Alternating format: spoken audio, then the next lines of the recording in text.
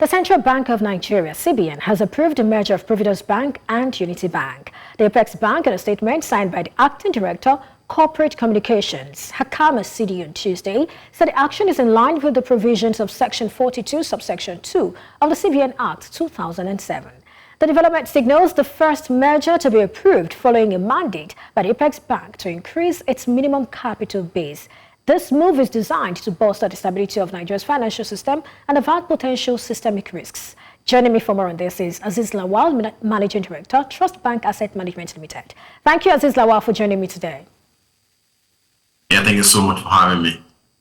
Right, let's start with this. Now, CBN okays Unity Providus Bank's merger. Did you see this coming? Yeah, thank you. Yeah, that's an interesting question, right? Yeah. Yes, we can say that we didn't see it coming, right? But typically, if you look at the performance of the share of Unity Bank, if you look at the performance last year and what we've seen this year, like you could tell that there was a strategic move that was taking place. So really, there have been projections that there were filings at the CBN that a bigger bank was going to acquire Unity Bank, except that there were no details. So the market saw it coming from the performance we've seen from the share of Unity Bank in the last couple of months. Thank you. All right, talking about Unity Bank, I know before now we heard Providus was going to do something that sounded more like an acquisition, but here we are hearing, it's a merger. Talk to us about that. What changed? Yeah, thank you. Yeah, so the word merger, right? It can be relative sometimes, right? But typically, we want to look at it from the angle of, at the end of the day, it's a business combination, whether it's an acquisition or a merger. But for the big CBNs have said that it's a merger, right? You can be sure that after they have perfected all the documentation, a new entity is going to emerge, right?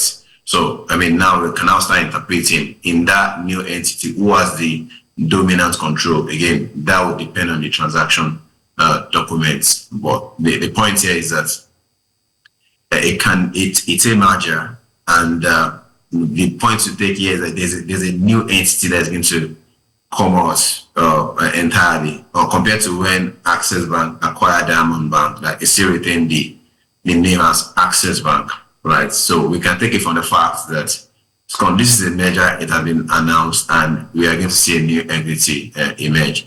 In the structure, you can now see that even though it's a merger, but the dominant company is actually Providus, where you have a majority of the people on the board are from Providus. So those ones will be reviewed by transaction documents once they are perfected. Thank you.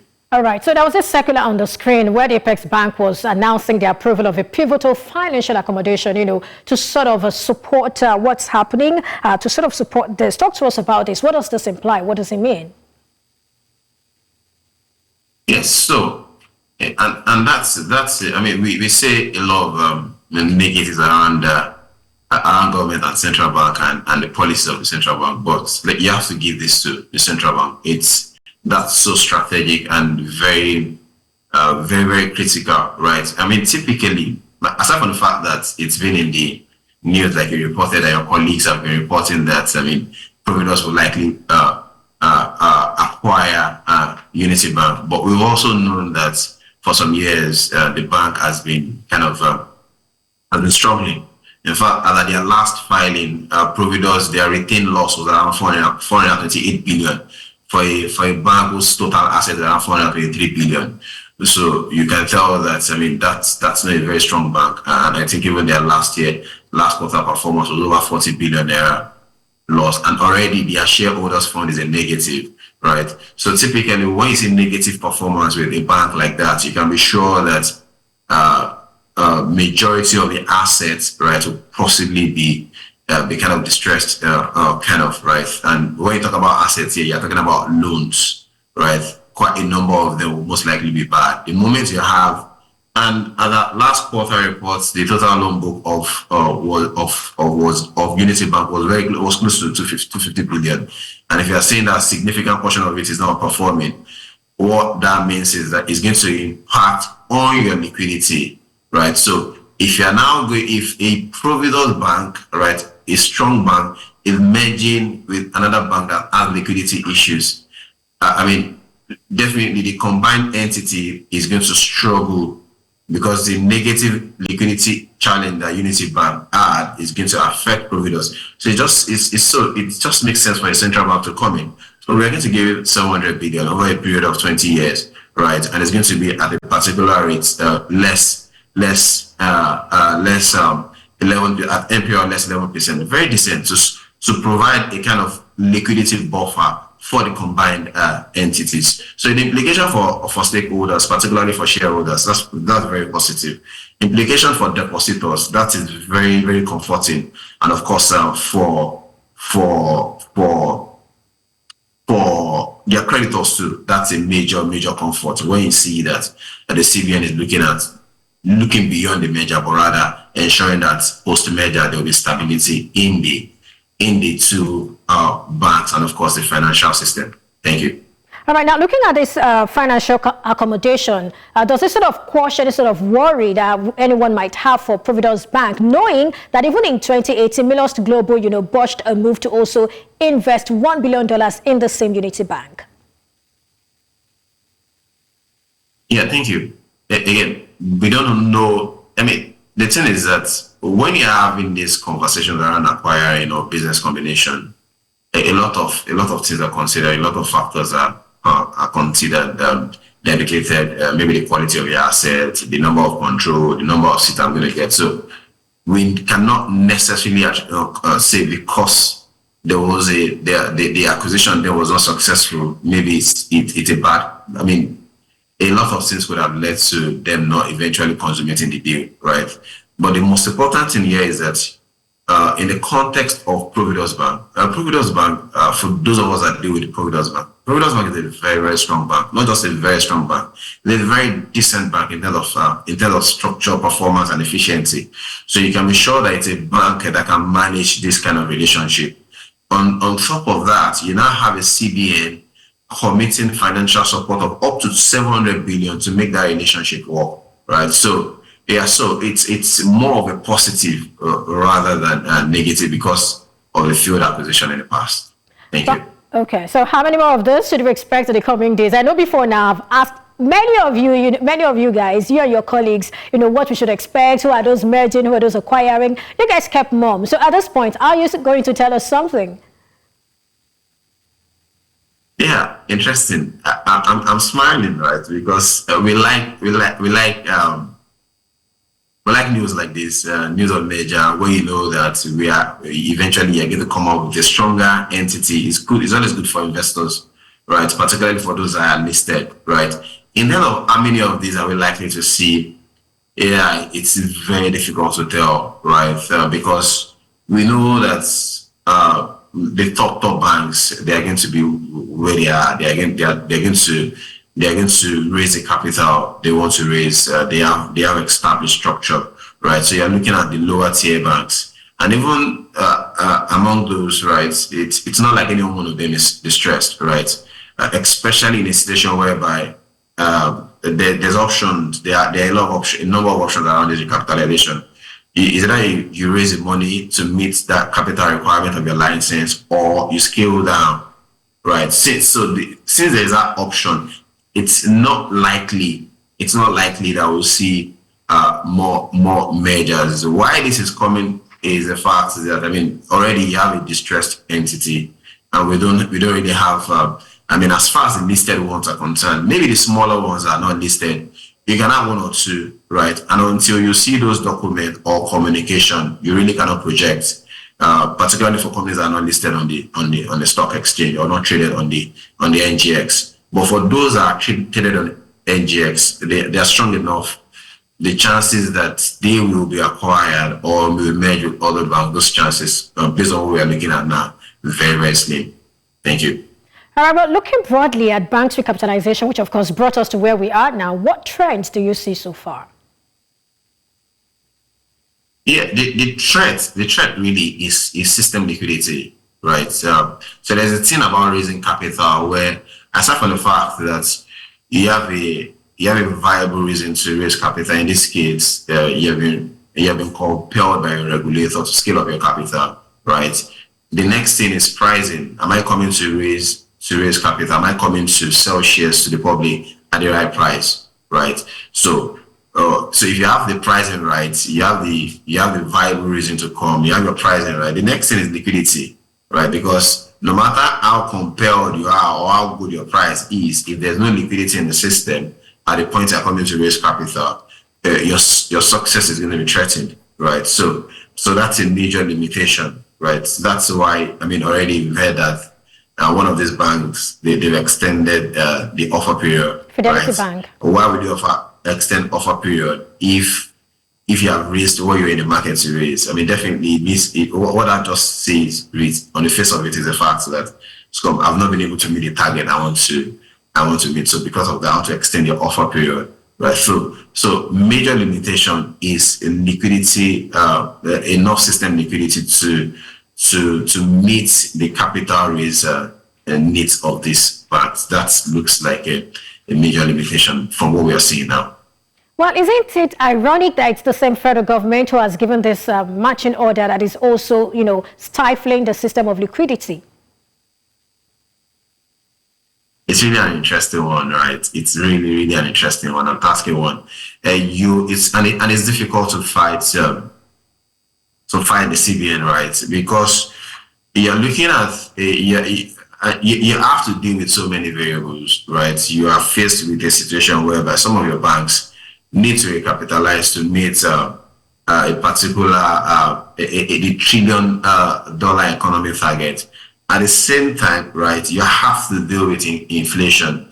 And one of the ways to battle inflation is to mop up liquidity from the system, right?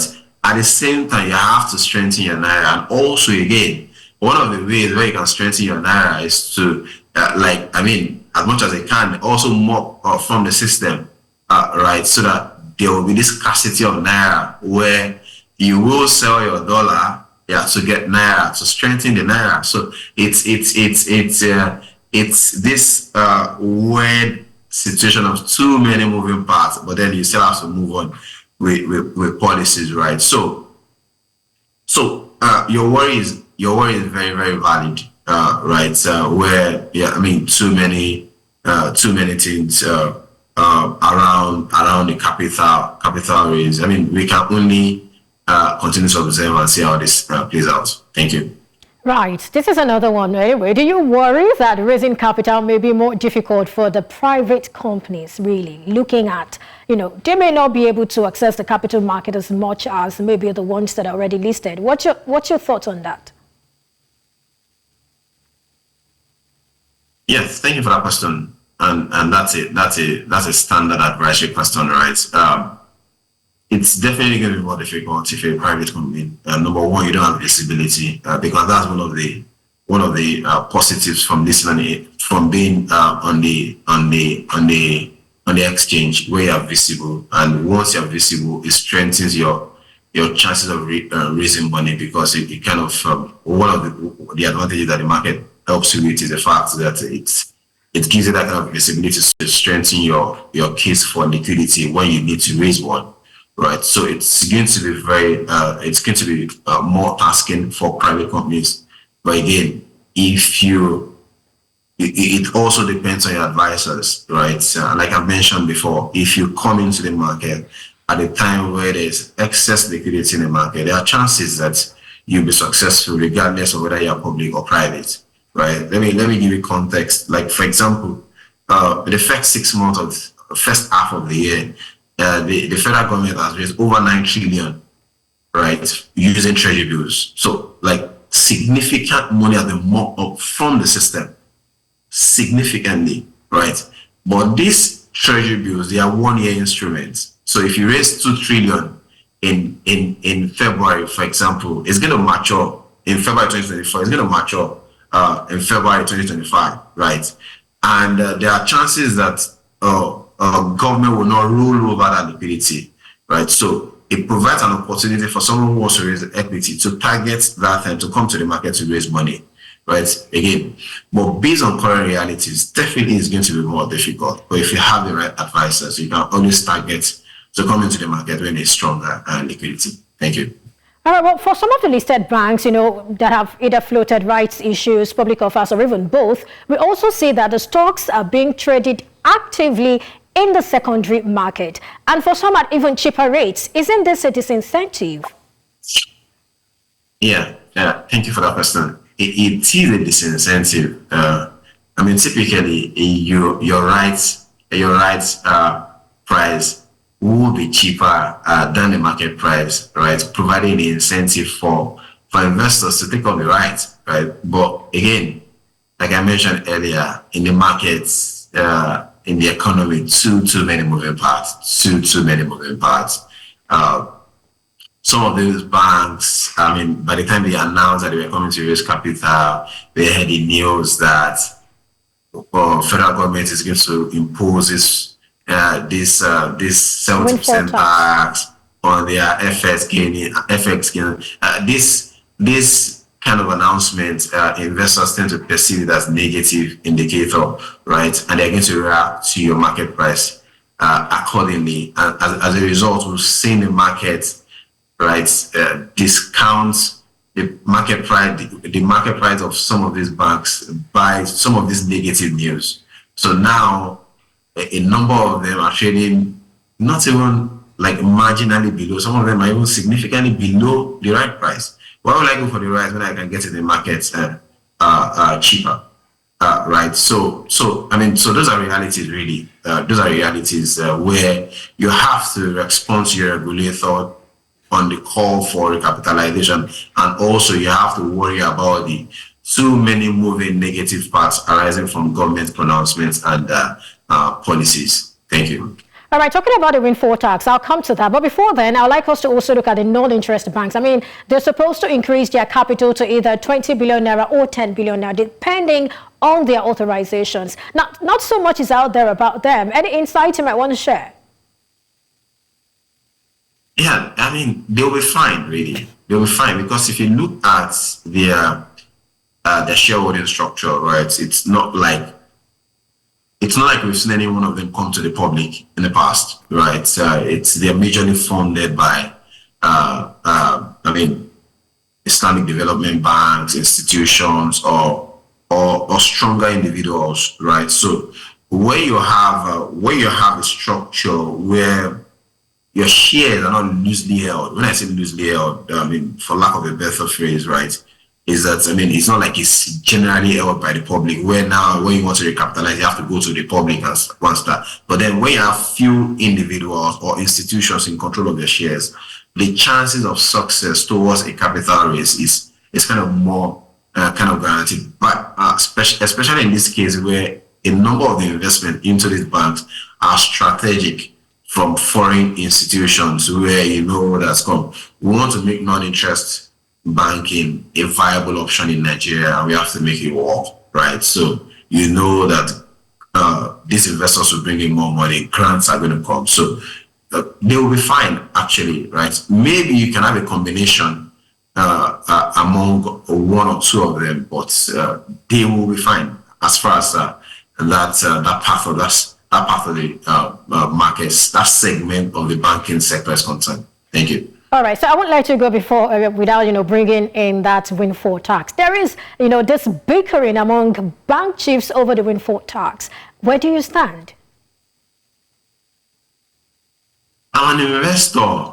Come on, I stand with the banks because government is saying, and why I have to start with the banks is that we've seen too many inconsistencies around this, right? And which just speaks to kind of unfairness, right, to the banks, right?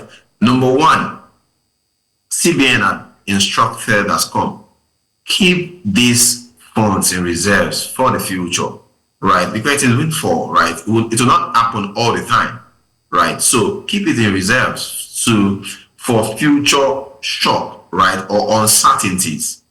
That's number one. The CBN also, right, when this recapitalization was announced, I said that those reserves will not qualify as capital, right? So it's really, as far as capital raising is concerned, or recapitalization is useless for the banks. then you now have another half of the government coming to say that's come. I'm going to take 70% of that. Come on. But you said I should keep it for the future, but you want to take it and consume it now. Right? So, and I mean, it's going to threaten bank liquidity, right? And their chances of paying, I mean, stronger dividends. So definitely, as an investor, I'm with the banks, and it's very clear too many inconsistencies as far as these earnings of banks is concerned. Thank you. All right. When you say you're with the banks, I'm wondering because these four people are also, in the banking sector. Talk about FCMB, talk about, UBA, talk about Stony Lumelu, talk about Femi Otodola FBN Holdings. I mean, they're all in the banks. So when you say you're with the banks, I'm just wondering what exactly you mean. But of course, we understand what we're talking about. Well, just before we go, I'd like you to probably, share your thoughts on how all of this will affect investors in that sector. Investors in the sector, you said? The banking sector, basically, whether it's the windfall tax or the recapitalization and all of those things, in 30 seconds. Yeah, I mean, as far as for the recapitalization, we're very optimistic that it was going to drive up the price of these banking stocks. But the moment that recapitalization was announced, the sentiment became very negative, a lot of negative reaction to it because I mean, investors just like feeling that company is going to dilute their holdings and, of course, reduce the value of the shares. And that's what we've seen. Then for the windfall, right? I mean, typically, anytime you reduce the chances that an investor is going to get higher dividend, definitely we're not going to take it lightly, right? So my standing with the banks basically is from the angle of an investor that is interested in these banks, right? So yeah, it's not a good time for investors in banking stocks. Actually, we are not very happy with your government. Thank you. All right, Azeez Lawal, Managing Director, TrustBanc Asset Management Limited. Thank you for your time and your thoughts on Business Edge today. Thank you so much for all this, Thank you.